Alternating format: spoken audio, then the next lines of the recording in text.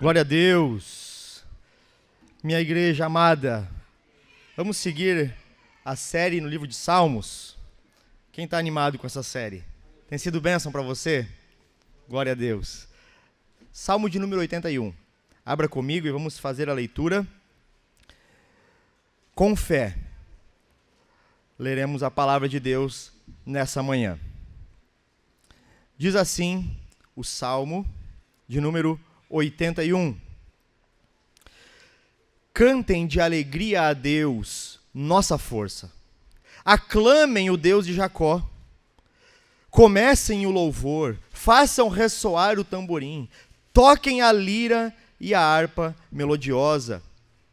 Toquem a trombeta na lua nova e no dia da lua cheia, dia da nossa festa. Porque este é um decreto para Israel, uma ordenança do Deus de Jacó, que ele estabeleceu como estatuto para José, quando atacou o Egito. Ali ouvimos uma língua que não conhecíamos. Ele diz: tirei o peso dos seus ombros, suas mãos ficaram livres dos cestos de cargas. Na sua aflição vocês clamaram, e eu os livrei. Do esconderijo dos trovões lhes respondi. Eu os pus à prova nas águas de Meribá. Ouça, meu povo, as minhas advertências. Se tão somente você me escutasse, ó Israel. Não tenha deuses estrangeiros em seu meio.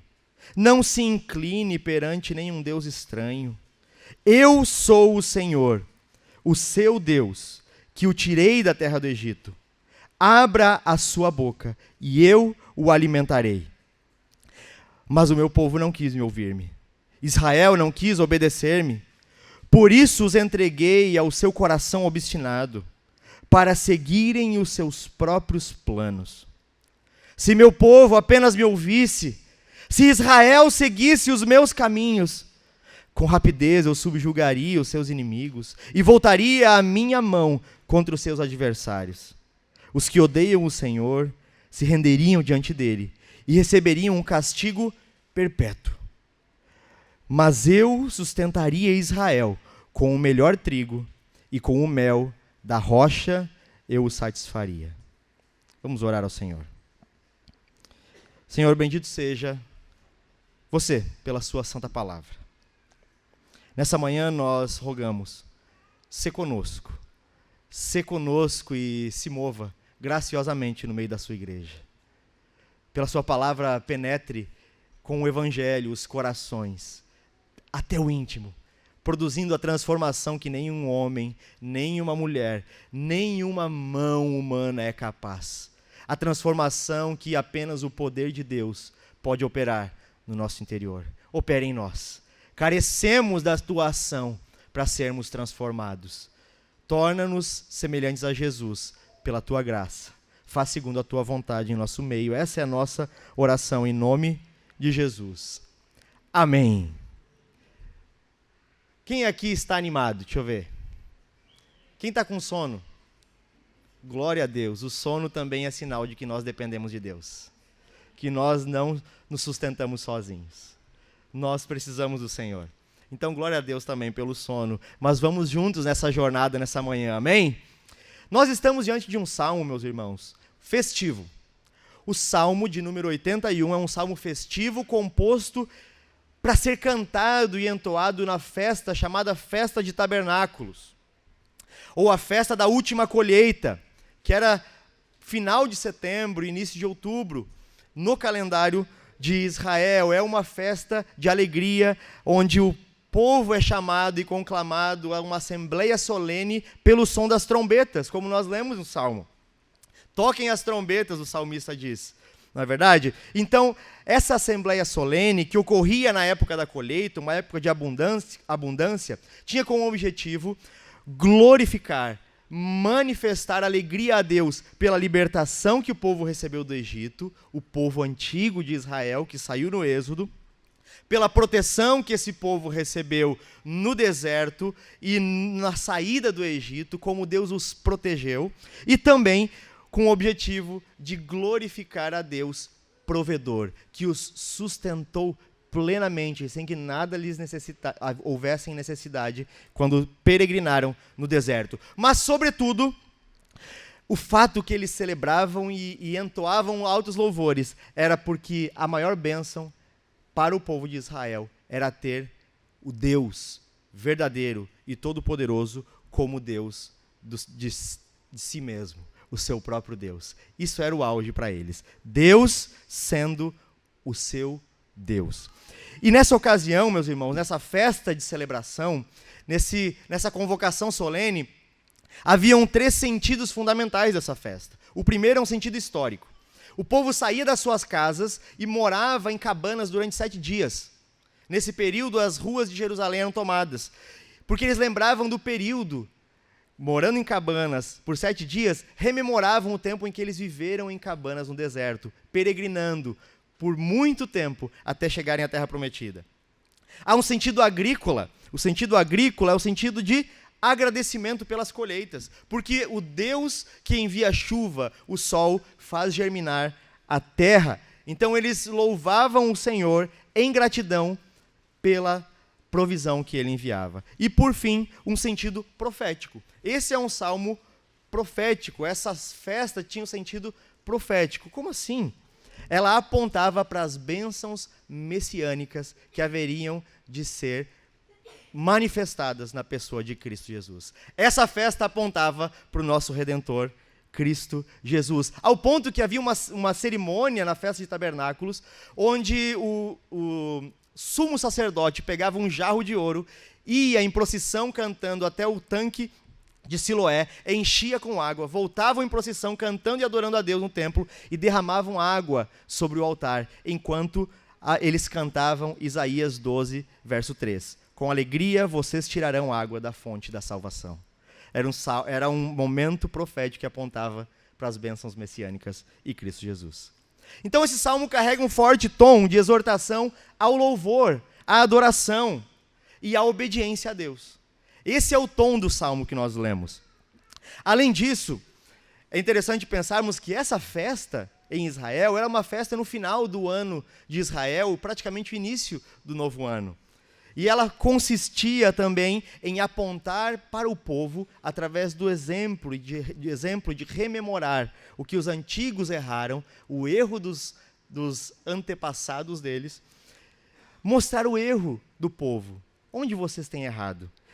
E após mostrar os caminhos errados, eles decidiam se iriam continuar obstinados nesse caminho ou se voltariam em arrependimento ao caminho da vida, ao caminho de Deus. Então esse é o contexto em que esse salmo foi escrito. E para nós, nessa manhã, existem 2 proposições. A primeira é uma exortação ao louvor, do verso 1 ao verso 7. O salmista nos exorta a louvar a Deus. Esse texto nos conclama a louvar a Deus. É uma exortação ao louvor. E a segunda proposição é uma exortação a ouvir e obedecer a Deus, que vai do verso 8 até o verso de número 16. E você pode se perguntar, poxa, uma exortação logo cedo no domingo? Poxa, domingo de manhã eu só queria ficar na Shalom, a semana foi aperreada. Meu irmão, nós precisamos entender o que é exortação. Exortação não é brigar com você. Exortação não é uma cajadada santa. Exortação não é você tomar uma punição. Exortação vem da mesma palavra que tem a raiz onde forma consolador. Chama o Espírito Santo de consolador. A palavra que forma paracleto. Essa é a raiz de exortação. Exortação, então, é consolar e encorajar. Isso é uma exortação. E nessa manhã, Deus deseja nos encorajar e nos consolar pela sua palavra. Amém? Você recebe a exortação do Senhor nessa manhã? Bem mais leve, né? Fique tranquilo, não vai ser cajado na cabeça da gente. O Senhor deseja nos confortar e nos consolar. Vamos ao texto, verso 1 e 2, acompanhe comigo. Uma exortação ao louvor. Cantem de júbilo a Deus, força nossa. Celebrem o Deus de Jacó. Cantem louvores, ou salmodiai. Façam soar os tamborins, a suave harpa e também a lira. Aqui eu gostaria de chamar a atenção para os verbos. Nós temos alguns verbos importantes aqui, que estão no tempo verbal imperativo. O imperativo soa como uma ordem. O verbo no imperativo soa como uma súplica ou um conselho enfático. Então esse é o tom dessa estrofe que o salmista está entoando. É um imperativo, uma ordem. Louvem a Deus, cantem ao Senhor, celebrem, foi como abrimos o culto. Celebrem a Deus com alegria. É isso que o salmista está chamando Israel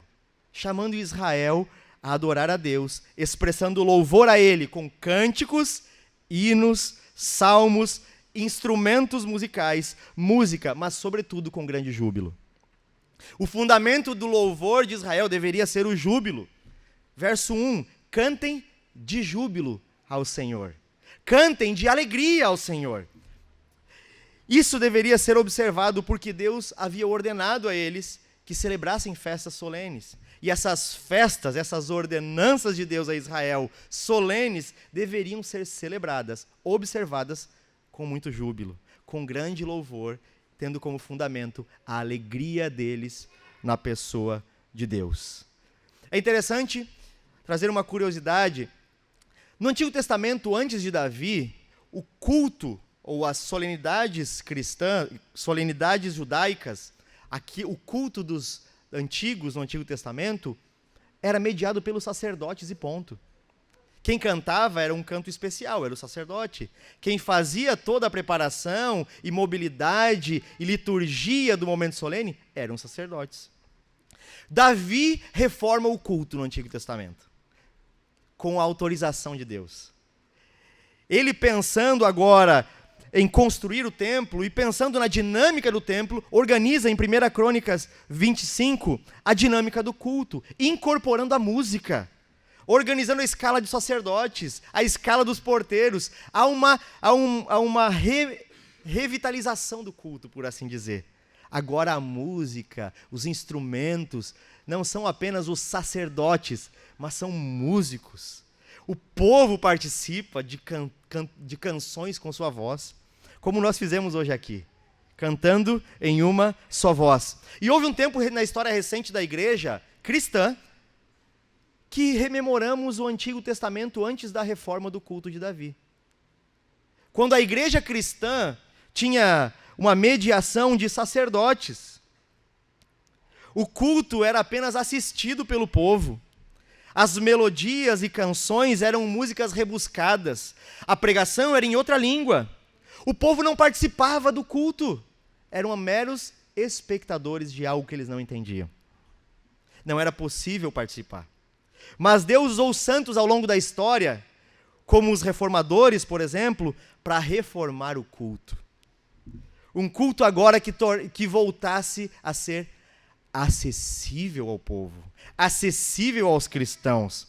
Um culto reverente, sim, mas também alegre e vibrante, que devolveu o senso de pertencimento ao povo de Deus através da participação do culto, através da participação do serviço a Deus, que fez a igreja novamente participante da celebração de ação de graças a Deus, o culto cristão. Glória a Deus por isso.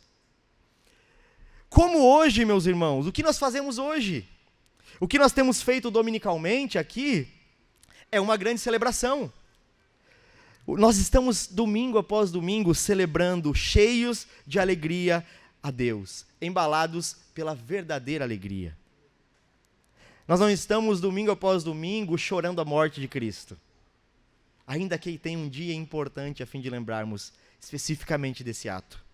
Mas nós estamos reunidos celebrando a sua ressurreição, a vitória de Cristo sobre a morte, que matou a nossa morte. A morte de Cristo matou a nossa morte, e é isso que celebramos todo domingo. O Cristo ressurreto, o Cristo vitorioso, que há de voltar outra vez mais.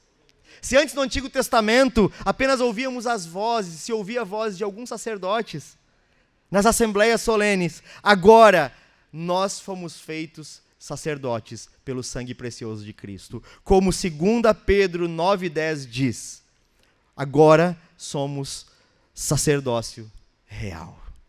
Somos todos sacerdotes do Deus Altíssimo pelo sangue precioso de Cristo. Aleluia por isso. E é por isso que nós podemos adorar a Deus, meus irmãos, sem culpa, sem medo, Podemos adorar agora com alegria, cantando hinos, louvores, salmos, com ações de graças, com instrumentos, com música, até mesmo com danças e palmas, como fazemos aqui. Nós podemos adorar a Deus porque somos sacerdotes de Deus Altíssimo pelo sangue precioso de Cristo, com todo o vigor que há em nós. E o Salmo nos chama, esse Salmo nos chama a louvar a Deus, nos exorta e nos encoraja. Louvem a Deus, cantem, sejam vibrantes na sua adoração, com júbilo como sacerdotes, por meio de Cristo. Você tem adorado a Deus com louvores? O quanto a sua vida tem louvado a Deus? O quanto você tem louvado a Deus com alegria? Essa pergunta ressoa a nós. A vida do cristão é uma vida de adoração. A vida do cristão é uma vida de louvor. Não é uma vida triste com episódios de louvor e alegria. Pelo contrário, a vida do cristão é alegre, porque nosso maior problema foi resolvido. Mas nós somos assaltados por momentos de pesar. Mas a nossa vida é permanentemente alegre, porque o que nós precisávamos, o que nós desejávamos, no fundo da nossa alma, foi conquistado. Temos a alegria da salvação. O texto continua falando, verso 3 ao 5, leia comigo. Toquem trombeta na lua nova, no dia de lua cheia, dia da nossa festa, porque este é um decreto para Israel, uma ordenança do Deus de Jacó, que ele estabeleceu como estatuto para José. Leia José como Israel. José representa o povo de Deus. Quando atacou o Egito, ali ouvimos uma língua que não conhecíamos. É interessante pensarmos aqui, quem está familiarizado com o Antigo Testamento e principalmente com o Pentateuco, os 5 primeiros livros da Bíblia, entende que o povo judeu tem um calendário específico, que é guiado pelos ciclos da lua e pelos ciclos do sol, é lunisolar. E esse calendário ordena a agenda do povo judeu. E essas festas, ditas no verso 3, foram estabelecidas por Deus, a fim de serem observadas pelo seu povo ao longo de todos os tempos. Quais festas? Por exemplo, as principais: Páscoa, Pentecostes, Tabernáculo. Essas são as principais que Deus estabeleceu a Israel. Isso é um decreto. Deus muda? Deus não muda. Deus veio anular o Antigo Testamento? De forma alguma. Então, louvar ao Senhor e recebê-lo, celebrá-lo como um só povo, em adoração vibrante a Deus, em assembleia reunida, é um mandamento. Não é algo que nós podemos ou não observar, é um mandamento. É o que a Escritura diz. Mas como nós, cristãos do século 21, vamos aplicar isso à nossa realidade? Como se aplica isso? Se nós não somos judeus, se nós não observamos e guardamos as mesmas festas do Antigo Testamento? E a resposta é: congregando em uma igreja local. Observamos a solenidade de Deus, a ordenança de nos reunirmos em assembleia solene, quando congregamos, participando como membros fiéis em uma igreja local. Porque Jesus é a realidade da sombra que as festas apontavam. Imagine uma sombra, a minha mão fazendo sombra. As festas eram a sombra da mão, mas a realidade é a mão. As festas, como o pastor Luiz usou Spurgeon no culto passado, as festas eram as gotas, mas Jesus é o oceano. As festas eram os raios, mas Jesus é o sol. As festas apontavam para isso. Cristo é o nosso Cordeiro Pascal, de uma vez e para sempre. Ele é verdadeiramente a nossa provisão, sustento e segurança. Ele é verdadeiramente a nossa primícia, a fonte da salvação. Ah, meus irmãos, as nossas assembleias solenes não são realizadas a cada 3 ou 4 vezes por ano, mas são realizadas semanalmente aos domingos. As nossas assembleias solenes são realizadas semanalmente, todos os domingos, quando nos reunimos ao redor do Senhor e sua palavra. Nós não guardamos as festas judaicas, porque como cristãos, meus irmãos, todo dia é dia de festa. Todo dia é dia de alegria. Todo dia é tempo oportuno, meus irmãos, para adorarmos a Deus com júbilo, radiantes. como a Escritura nos comanda: alegrai-vos sempre no Senhor. Outra vez digo, alegrai-vos. O nosso Deus não nos abandona, não vem e vai. O nosso Deus está presente, Ele é Deus conosco, fomos feitos habitação do Espírito Santo pelo sangue de Cristo. E Ele disse, o próprio Cristo: eis que estarei convosco todos os dias, até a consumação dos séculos. O véu foi rasgado, nada mais nos separa do amor de Deus em Cristo Jesus. Nós podemos louvar a Deus aonde quer que nós estejamos, mas há um lugar especial que nós somos chamados a adorar, onde nós somos encorajados a permanecer, onde nós somos realmente nutridos, e o nome desse lugar é igreja, onde o Evangelho se torna visível, onde nós provamos das dádivas do alto e somos encorajados mutuamente. Aleluia! Congreguemos e não deixemos de congregar, como é costume de alguns, como Hebreus 10 nos comanda. Essa é uma ordem clara de Deus ao seu povo, meus irmãos. Nós somos então lembrados nesse texto que devemos permanecer na congregação dos santos. Congregar é bom, desejável e é um mandamento. É onde nós frequentemente somos lembrados do que realmente importa. Onde a alegria verdadeira flui como um rio. Amém? O povo de Deus é um povo alegre. Não nos faltam motivos para adorar. É o que o texto vai seguir, versos 6 e 7. Agora o sujeito muda. Não é o salmista ou Israel, o sujeito agora é o próprio Deus. Ele diz: tirei o peso dos seus ombros. Suas mãos ficaram livres dos cestos de cargas. Na sua aflição vocês clamaram e eu os livrei. Do esconderijo dos trovões lhe respondi. Eu os pus à prova nas águas de Meribá. Meus irmãos, não nos faltam motivos. Esse salmo não foi composto no tempo do êxodo do Egito. Esse salmo foi composto muito depois. É um salmo de Asaf, da família de Asaf. Como aqui eles são chamados de, pelo próprio Deus, daqueles que foram tirados do Egito? Como assim eles clamaram no deserto? Como assim?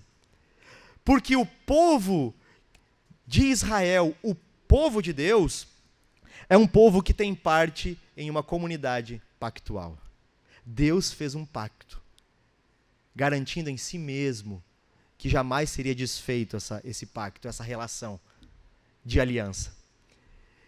Tanto a comunidade antiga que saiu do Êxodo, como no Êxodo do Egito, como a comunidade contemporânea do salmista que cantava, eram o mesmo povo.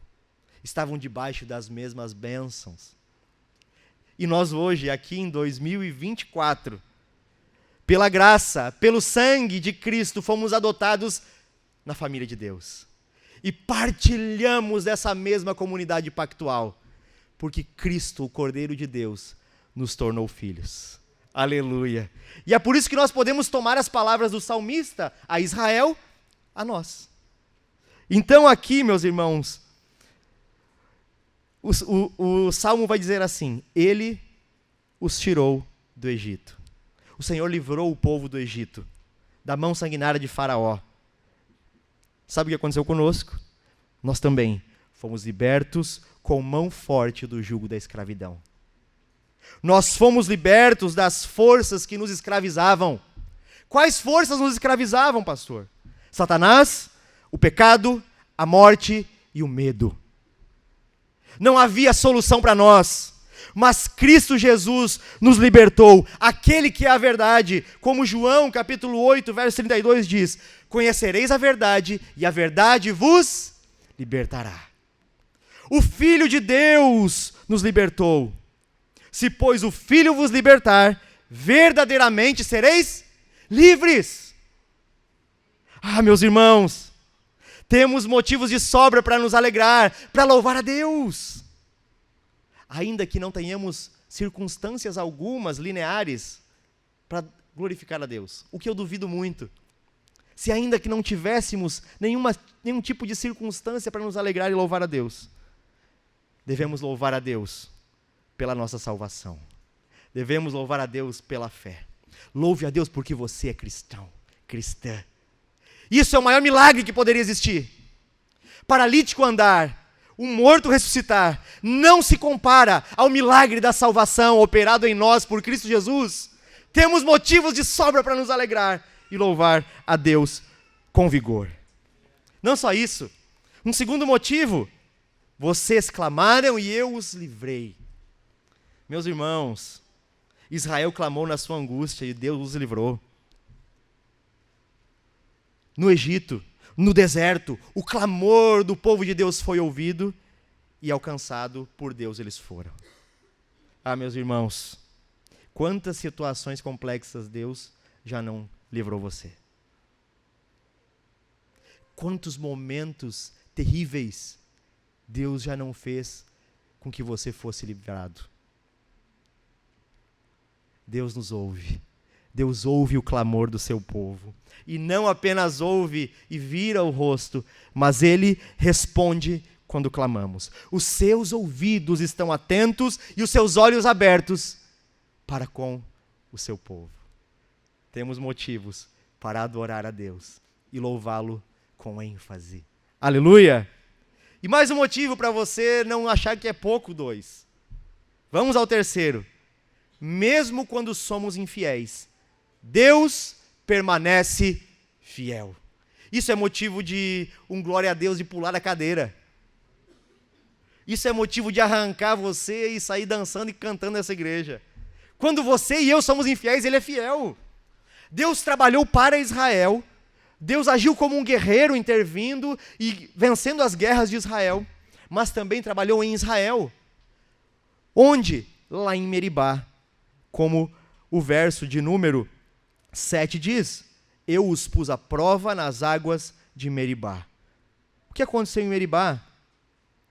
Deus trabalhou em Israel ali. O povo estava com sede no deserto e começou a murmurar, falando: você nos tirou do Egito para morrer aqui no deserto? Não tem água? Mas Deus estava os provando. O Senhor estava trabalhando para aumentar a fé que eles tinham no Deus verdadeiro.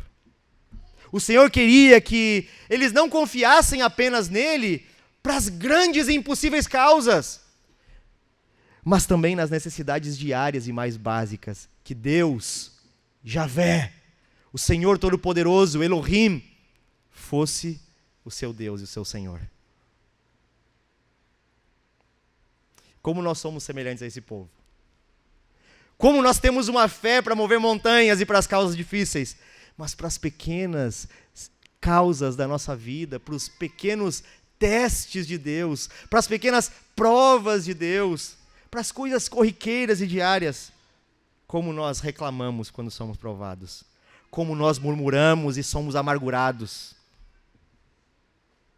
como nós tomamos o nosso tempo como soberanos sobre as questões ordinárias e diárias e nos esquecemos do divino. Não somos soberanos sobre as questões pequenas, tampouco sobre as grandes. Deus estava trabalhando para Israel e em Israel, assim como trabalha por nós, mas também trabalha em nós. Mas veja bem, aqueles murmuradores não receberam castigo divino. Deus ainda assim, quando eles foram infiéis e murmuraram, saciou a sede deles no deserto. Quando eles foram infiéis, Deus permaneceu fiel. Mesmo em nossa incredulidade e dureza de coração, Deus nos abençoa, suprindo e cuidando de nós.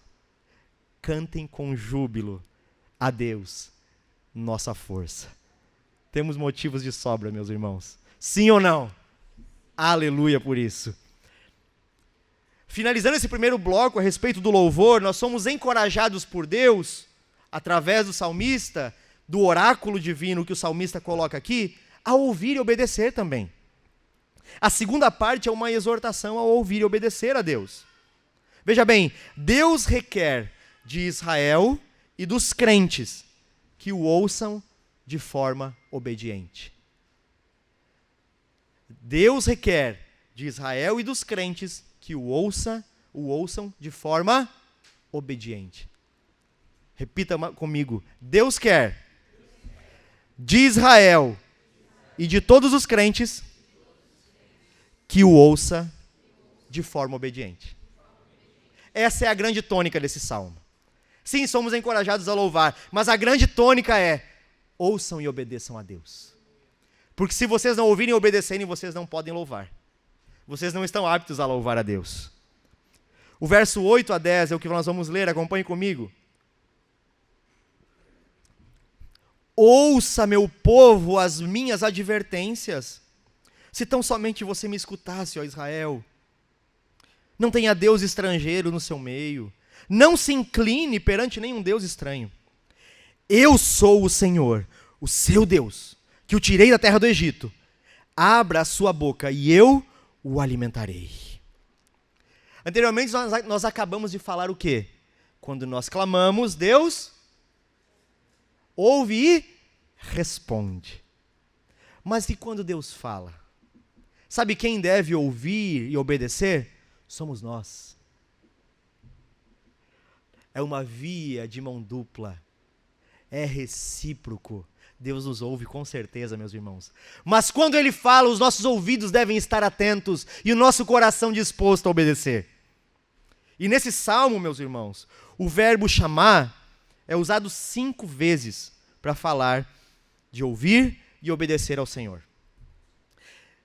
Lembra de Deuteronômio? Quando Moisés repete a Israel todas as palavras de Deus, esse salmo é como um eco do livro de Deuteronômio. Deus está falando: ouçam a minha palavra e obedeçam. A ideia de chamar aqui, ouvir, não é uma escuta passiva. Pelo contrário, é uma escuta ativa. É dar ouvidos atendendo ao que é dito. É uma escuta ativa. Ouvir, obedecer, é uma coisa só. É ouvir atentamente e obedecer de pronto. E o salmo começou, como nós vimos, com um chamado a louvar ao Senhor. Mas louvar ao Senhor em obediência a um estatuto, a uma ordenança. Preste atenção e grave isso. O louvor sem obediência é inaceitável ao Senhor. Louvor e obediência caminham de mãos dadas. Você pode dizer: eu louvo a Deus, eu sou um levita, eu saio do chão. Quando eu abro meus braços e levanto a minha cabeça, abro a minha boca para louvar, eu sou quase um anjo. Eu ouço as trombetas. Se você louva maravilhosamente bem, que lindo. Mas se você não obedece, de nada vale. Porque caminham de mão dada. Obediência e o louvor a Deus. Só o louvamos porque devemos obedecer ao seu comando e estatuto, às suas ordenanças, os seus mandamentos que nos guardam, protegem e cuidam. Outra vez grave isso. Louvor sem obediência é inaceitável ao Senhor. E vem o verso 8 e 9, como estamos vendo, e no verso 8, o Senhor diz: ouça, meu povo, as minhas advertências, se tão somente você escutasse, ó Israel. Aqui a ideia desse verso é corrigir um relacionamento que se deteriorou. Essa é a ideia que Deus está trazendo aqui. Havia um relacionamento entre Deus e seu povo, mas esse relacionamento se deteriorou. E Deus está falando: se vocês me escutassem. Se vocês me ouvissem. E conseguimos perceber nesse verso, além disso, o desejo de Deus em ser correspondido nessa relação de troca, de comunhão com o seu povo. Se vocês me ouvissem. Como seria bom se vocês me escutassem, Israel. Deus tem excelentes intenções para o seu povo.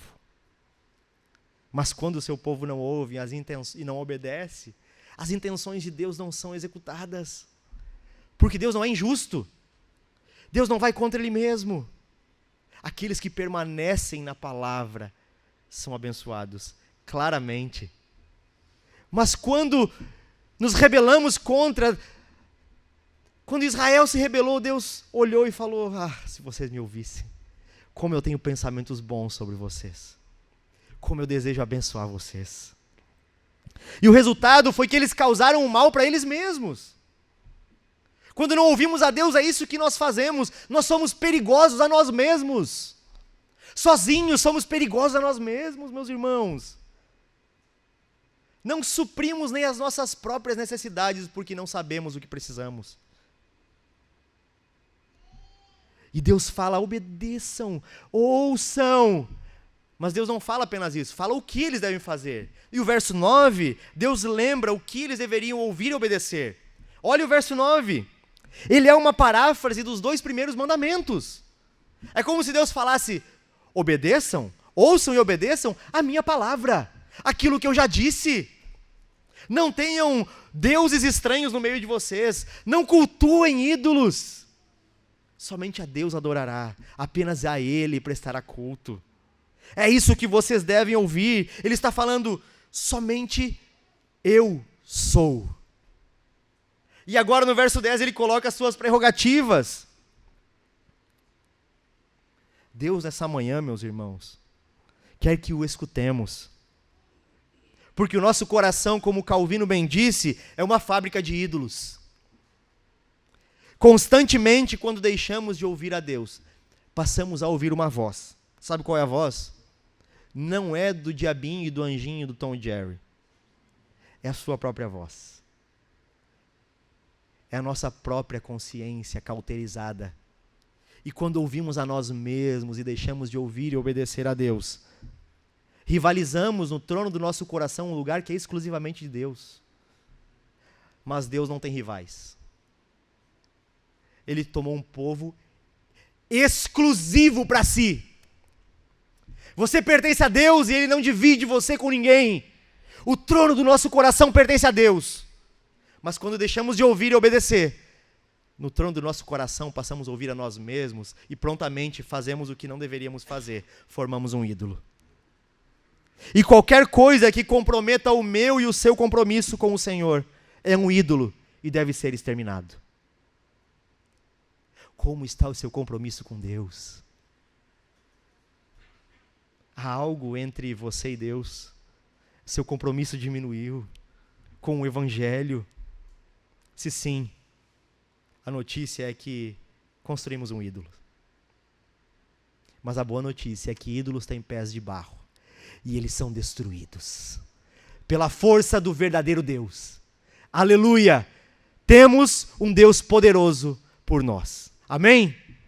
Glória a Deus. O verso 10, Deus fala quem Ele é. Fala: sabe por que vocês não devem confiar em ídolos? Porque eu sou. Ele se apresenta aqui como Ele se apresentou em Êxodo 20. Eu sou o que sou. Ele apresenta o seu poder e fala: eu tirei vocês com o poder do Egito. Eu envergonhei os deuses falsos do Egito. Eu desmascarei Faraó. Eu supri vocês e provi no deserto e no Êxodo. Qual é a necessidade? Eu sou Deus, eu sou o Senhor de vocês, eu sou o Salvador de vocês, eu sou o provedor. Não há necessidade alguma de vocês correrem à idolatria. Meus irmãos, se Deus for verdadeiramente exclusividade em nossa vida, Ele se torna o nosso Senhor, o nosso Salvador e o nosso provedor. Não tenha dúvida disso. E por 2 vezes no texto desse salmo, o Senhor pronuncia palavras que são tanto uma ordem quanto um pedido. Por 2 vezes. Isso é muito interessante. Ele fala: se meu povo apenas me ouvisse. Isso é uma ordem e é um pedido. E essas palavras são como uma janela da graça de Deus. Se eles ouvissem, Deus teria coisas boas em mente para eles. Se eles ouvissem, a Deus é como uma janela de Deus se abrindo, da graça de Deus. Certamente Deus teria em mente coisas boas para eles. E a graça, meus irmãos, o modelo da graça divina é o bem de Deus ao seu povo. Veja, Deus se dispõe a perdoar e a esquecer o nosso passado pecaminoso e as nossas piores decisões, as mais rebeldes. Entretanto, precisamos simplesmente confiar e obedecer a Ele. Ele se propõe pela graça a esquecer as nossas piores decisões, a perdoar os nossos mais trágicos pecados, simplesmente se ouvirmos e obedecermos a sua voz. E uma das tarefas mais difíceis e importantes para nós, pessoas humanas, é ouvir. E como a teologia do comum diz, é exatamente por isso que nós temos 2 ouvidos e uma boca. É importante que ouçamos. E eu queria ressaltar 3 tipos de ouvintes. Com certeza nos encaixaremos em algum deles. Existe o ouvinte seletivo, ou o ouvinte interesseiro. O ouvinte interesseiro ou seletivo é aquele que ouve dentro do contexto dos seus próprios desejos aquilo que é falado. Na sua mente, ele adequa as palavras que foram faladas aos seus anseios, aos seus desejos, tomando somente aquilo que interessa e aplicando à sua vida o que lhe é interessante. Esse é o ouvinte seletivo. Mas existe outro ouvinte, que é o ouvinte educado. Você é um ouvinte educado? O ouvinte educado é aquele que ouve por educação, para não ofender ninguém. Mas certamente, nenhuma palavra daquilo que foi dito é eficaz e ele toma para si. Mas ele ouviu por educação. Israel, assim como nós, ouvia dessas 2 formas. Ou de maneira seletiva, ou de maneira educada. Cumprindo a tabela, ou sendo liberal. É assim que Israel fazia. E esse salmo nos chama a clamarmos, meus irmãos. Clamarmos a Deus por sermos pessoas que ouvem e obedecem de maneira genuína. Esse salmo nos chama a isso. A dobrarmos os nossos joelhos e clamarmos a Deus, falando: Senhor, torna-nos ouvintes genuínos, que ouvem a sua palavra e a obedecem. Que colocam em prática verdadeiramente o Evangelho. A semelhança do terceiro ouvinte, que é o ouvinte genuíno. Aquele que escuta cada palavra que é dita, enquanto olha nos olhos daquele que fala. E leva a sério cada uma das palavras, ao ponto de muitas vezes antecipar até mesmo o que está sendo dito. Esse é o ouvinte genuíno. Que tipo de ouvinte nós somos com relação à palavra de Deus? Meus irmãos, certamente não somos diferentes de Israel. Mas tenho uma certeza.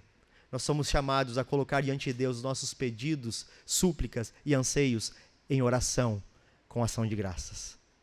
Somos encorajados a clamar: Deus, torna-nos ouvintes genuínos que te ouvem e obedecem. Mas o que é ouvir e obedecer? Ouvir e obedecer é tomar aquilo que foi dito. É considerar e aplicar cada palavra ao curso da nossa vida. É o mesmo que guardar os mandamentos. É quando o conhecimento sai do campo das ideias e desce ao âmbito da vivência, da realidade da nossa vida. É quando o Evangelho afeta e transforma a estrutura humana que nós temos. Isso é ouvir e obedecer. Mas os discípulos ouviram e obedeceram, meus irmãos. Em João capítulo 14, verso 23. Cebolinha? Cebolinha apareceu, calma. 23 não, 23. Eu faço bullying comigo para não acontecer depois com os amigos, entendeu? Então eu já antecipo a realidade. Tipo o ouvinte, entendeu? Já não que antecipa, é isso. Olha só, em João capítulo 14, verso 23, os discípulos realmente guardaram e obedeceram a Deus. Jesus respondeu: se alguém me ama, guardará a minha palavra, e o meu Pai o amará, e viremos para ele e faremos dele morada. Quando nós pensamos no cenário dessa passagem, os discípulos estão à porta de ver Cristo crucificado. Um momento de grande pressão, dificuldade, de tensão, de ansiedade que eles estavam vivendo. Mas era tempo de aplicar o Evangelho, de guardar o Evangelho, aquilo que eles ouviram descer às recâmaras mais profundas do coração.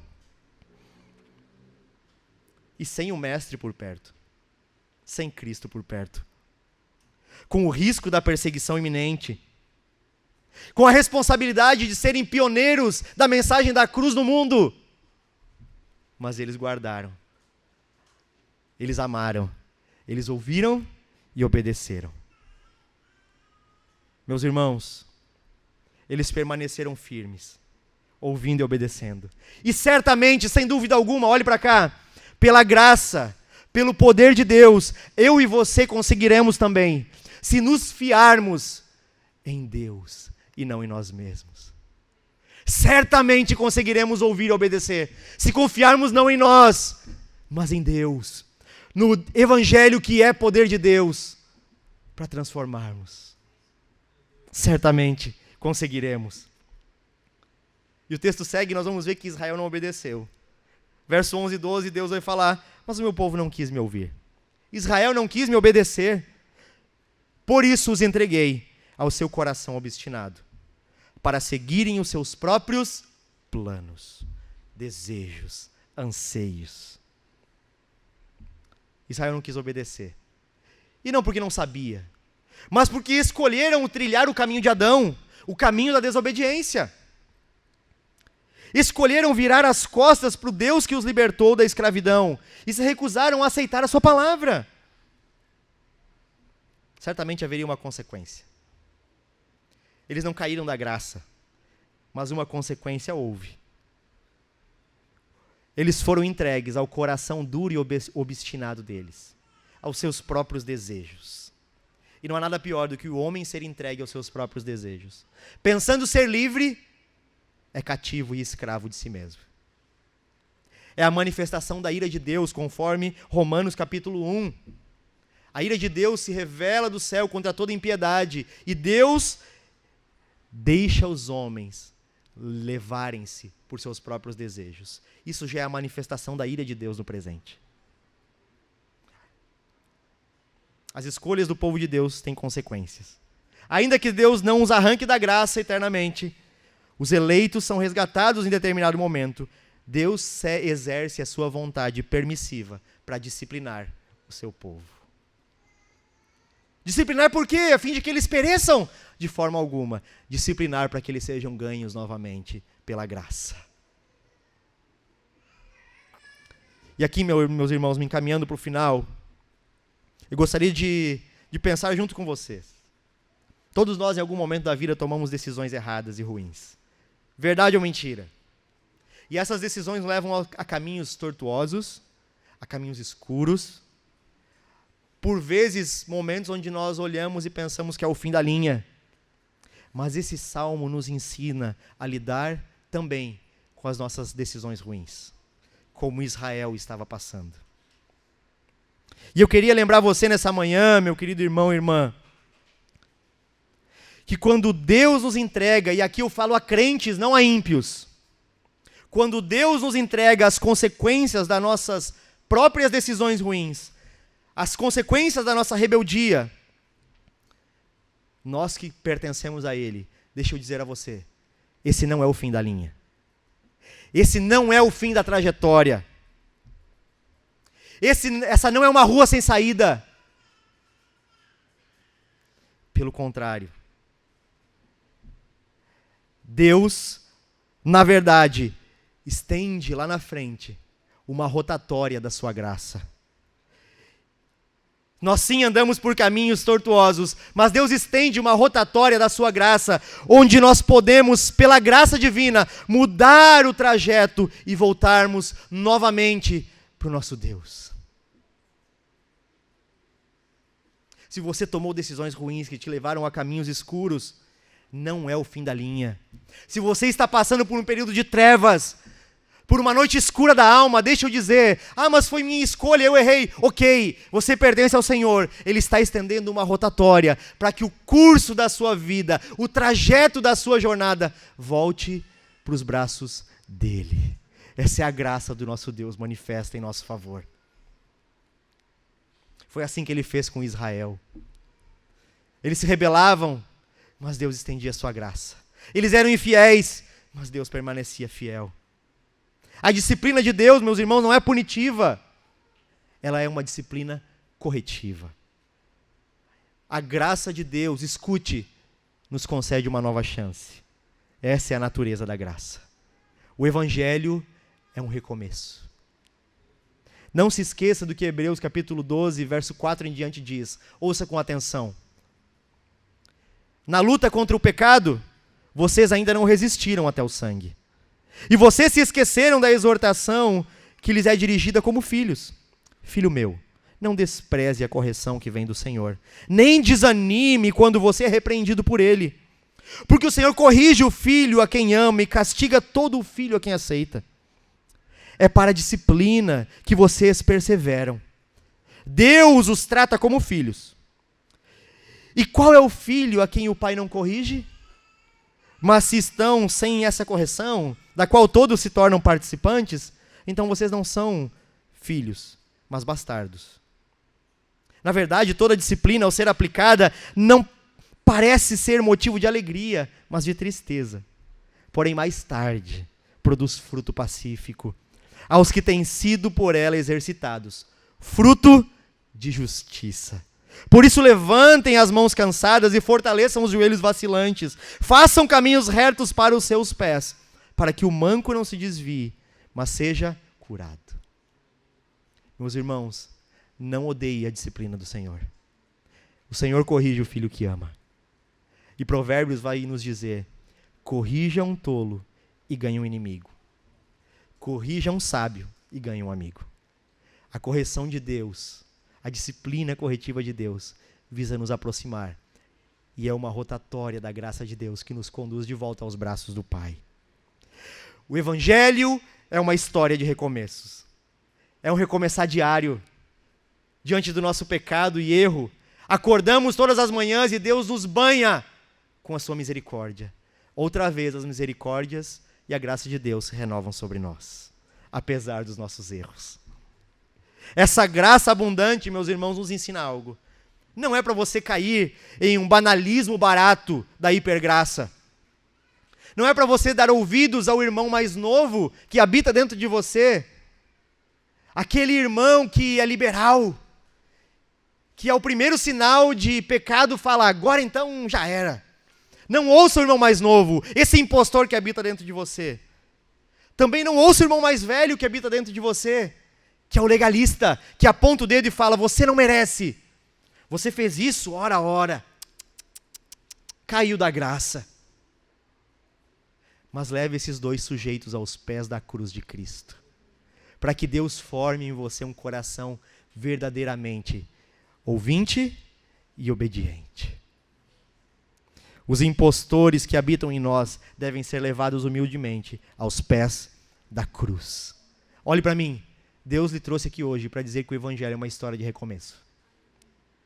Se os caminhos lhe levaram para um beco sem saída, olhe com mais atenção, porque adiante existe uma rotatória chamada graça de Deus, chamando você a corrigir a rota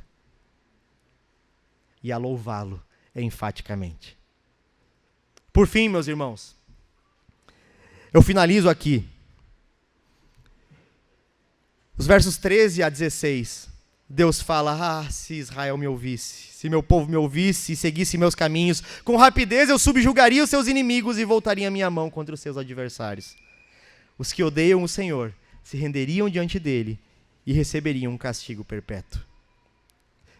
Mesmo depois de errar e falhar, Deus volta-se a Israel e fala: vocês são meu povo. Segue estendendo a graça a eles. Mesmo depois das maiores vaciladas, ele segue falando: eu amo vocês. E eu anseio para que vocês sejam um povo obediente e que endireitem as suas veredas pelo caminho da justiça. A desobediência a Deus não produz castigo, pelo contrário, nos impossibilita de viver aquilo que Deus deseja que nós vivêssemos. Nós causamos mal a nós mesmos. E por fim, há uma grande promessa no verso 16. Quando ele diz: eu sustentaria Israel, se me ouvissem, com o melhor trigo, com o mel que escorre da rocha, eu o sustentaria. Que promessa maravilhosa, que ecoa Deuteronômio 32, verso 13. Isso aqui fala de uma linguagem de Deus para o povo, onde Deus o sustentaria de maneira sobrenatural. E quem mais, além do povo da aliança, chamado cristãos, agora, hoje, desfrutam de algo sobremaneira sobrenatural. Muito mais do que os antigos nós desfrutamos, meus irmãos. Sabe por quê? O Novo Testamento traz uma outra promessa. Redunda, ecoando o Salmo e Deuteronômio 32, falando o seguinte: uma promessa muitíssimo superior a nós que cremos. Em Filipenses 4,19, quando diz: Deus satisfará todas as suas necessidades, segundo as suas gloriosas riquezas, em Cristo Jesus. Eles seriam satisfeitos com o mel, de maneira sobrenatural, com o maná. Mas nós que cremos pela fé em Cristo Jesus, somos satisfeitos completamente, todas as nossas necessidades, segundo as gloriosas riquezas de Deus, em Cristo Jesus. E talvez você fale: mas eu tentei obedecer. É difícil. Não consegui, pastor. Meu Deus, é muito difícil. Eu sempre erro. É exatamente isso que essa promessa está nos conduzindo. Nós não conseguimos. É por isso que essa promessa é pontual. Porque eu e você não conseguimos ouvir a Deus com clareza e obedecê-lo de maneira pronta. Escute, mas alguém fez isso por nós. A graça de Deus, generosa, nos deu de presente. Cristo Jesus ouviu a Deus e obedeceu a Deus. Ele fez o que nós não poderíamos fazer. Ele ouviu, obedeceu e ele cumpriu plenamente a vontade do Pai em nosso lugar. Agora nós, crentes em Cristo Jesus, desfrutamos de todas as excelências de Deus pela fé. Podemos sim obedecer a Deus, nos fiando e nos agarrando em Cristo Jesus pela fé, recebendo graça após graça, misericórdia e mais misericórdia de Deus, porque Cristo Jesus fez o que nós não conseguíamos fazer. Meus irmãos, somos chamados a louvar a Deus, somos chamados a verdadeira e enfaticamente nos alegrarmos, obedecendo a Deus, estando em comunidade, pertencendo à família da fé e, sobretudo, ouvindo e obedecendo a Deus, a fim de que nosso louvor seja agradável, a fim de que nossa vida seja deleitável e sejamos como que uma oferta de sacrifício a Deus. Fazemos isso não em nossa força, mas nos fiando pela fé em Cristo Jesus.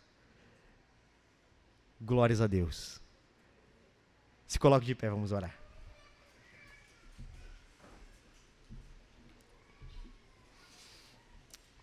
Senhor, nós te damos graças, porque a sua graça abundou sobre nós, porque os caminhos tortuosos e as nossas decisões ruins encontraram uma rotatória chamada graça de Deus, que converge o nosso caminho de destruição em vida, de trevas em luz, de morte em um dia, um amanhecer ensolarado.